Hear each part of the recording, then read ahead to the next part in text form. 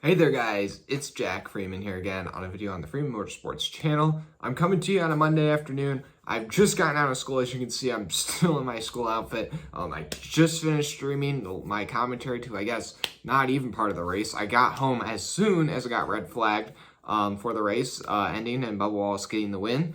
But yeah, I still streamed for about an hour or so and just talked with some of you guys about your thoughts on if they're going to go green or not.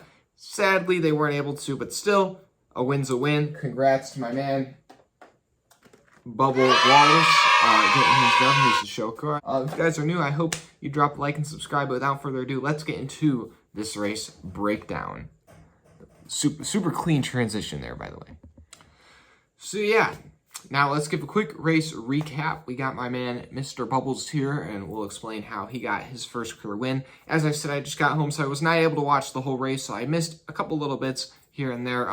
I was able to, pull it up on my phone for a decent amount at school. But anyways, yeah, so race got started as the scheduled time. Well, not quite the scheduled time, a day later. But either way, race got started. Really a lot of action going on right away. People moving around, teams getting, the Penske guys got together right away. The Gibbs guys were working together. The Chevy guys had a bit of a different strategy today. Didn't really get to see that come into fruition too much because of the cautions and the rain. But they were basically saying that the Chevy manufacturer was not really working together other than when they were doing green flag pit stops, and they were just like, you guys can go at it when you're racing in a pack, but yeah, when we do pit stops, work together, but other than that, you don't have to. But first caution for the day was for competition caution, as at lap 25, I believe. But then we got going again, and then towards the end of stage one, coming through the tri-oval, 3 abreast, things, the intensity building, about 7 to go in the stage, and William Byron gave a shove to the back of Justin Allgaier in about the middle of the pack.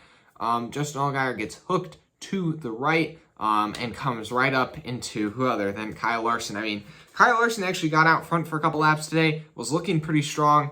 And I don't think he's quite as bad of a plate racer as people say he is. I think he just tends to get unlucky, which once again today he got unlucky. And yeah, just got taken up in somebody else's mess. Was able to repair a significant amount of damage and get him back out there. He was a couple laps down, but the damage, basically they need to meet minimum speed, and under that next restart after stage 1 had ended, Larson cut a tire from the damage from that previous wreck as he was trying to meet minimum speed. He met minimum speed, but brought out a caution for blowing a tire. So that sets up for another restart. And then we got our first rain delay on the day, our second of the race, I guess you could say. Right as they were trying to get stage 2 started. And basically, yeah, that set up our first about half hour rain delay, just a brief shower. And then they got going green again, more battling for the front. Honestly, a lot of good racing throughout the day, at least from what I saw. Never really were training too much. But yeah, so then we got another caution on the back straightaway, similar to what happened to Larson. Elliott gives a bump to Stenhouse, who that gives a big run with Stenhouse, and he gets into the back of Bowman. Bowman gets hooked to the right into the wall, crashes, takes along like Chastain, Reddick, sends some other guys spinning. But the only guys who were out of that race, because of that crash, were Bowman and Reddick. Chastain was able to continue, but with quite a bit of damage. And then we come to basically the next wreck, which was the one that basically was the end of this race here. You had Bubba Wallace leading, and then coming down the back straightaway, rain reports were in the area, and then reports of rain were in the area, and then you got Bubba Wallace, or not Bubba Wallace, you got more guys spinning. Ryan Preece gets dumped towards the front of the field, gets into the wall hard. Wow, the whole field tries to go low to avoid him. Almost the entire field avoided him, but then at the very back of the pack, Byron just couldn't quite clear him. Byron gets bumped down into DiBenedetto, and basically Byron, Dibby, and Preece were all out with heavy damage. Basically, that didn't even matter, though, because then right at that point, rain came down, and that was the end of the race with 3 to go in stage 2. So that's the breakdown on how that race went. But here are my thoughts, how your guys' thoughts are. But yeah, how your guys' thoughts are. I don't know, guys. I'm tired. Just stick with me here.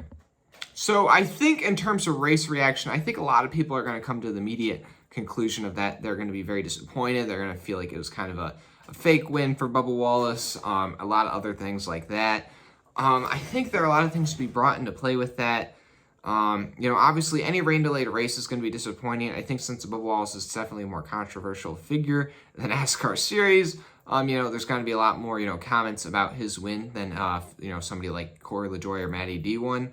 But yeah, Bubba Wallace still got the win. I mean, he's a very good plate racer and was out front coming to this caution or this rain delay here. Led 5 laps before that. I mean, was looking good. Like, he looks good at a lot of the plate tracks, so he was having a solid run. And then rain came out at the right time for him. So yeah. But I think this race is going to get a lot of hate because he won, because it was rain shortened.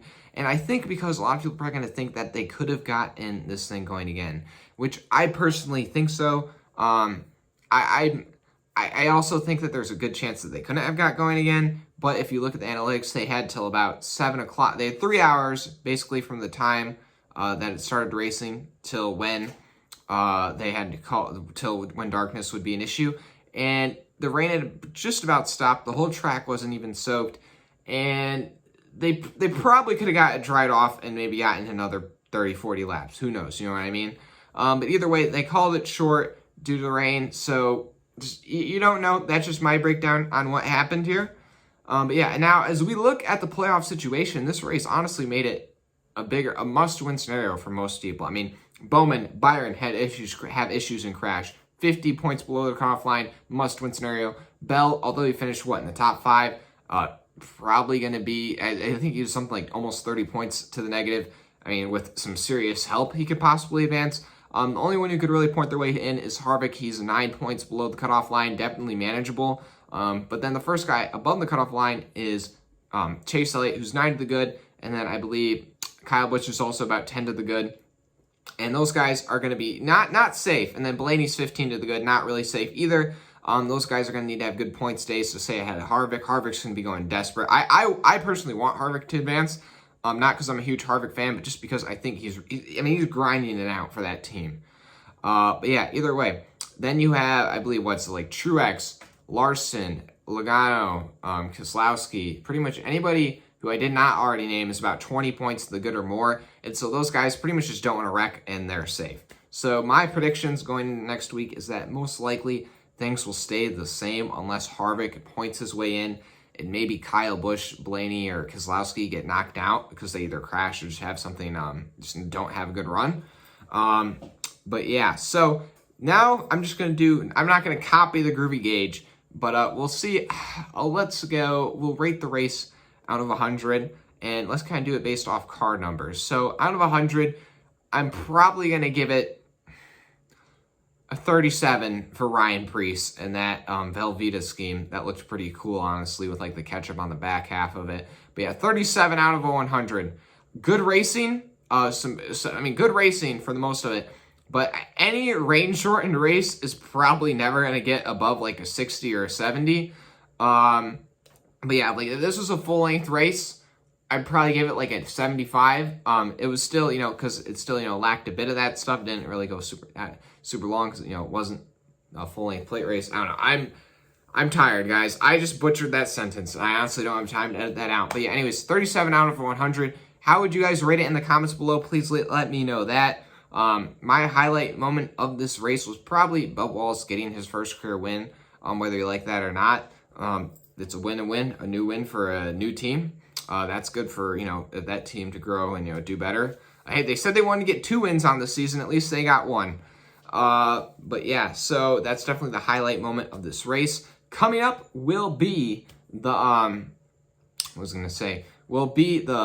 the best paint scheme of the weekend.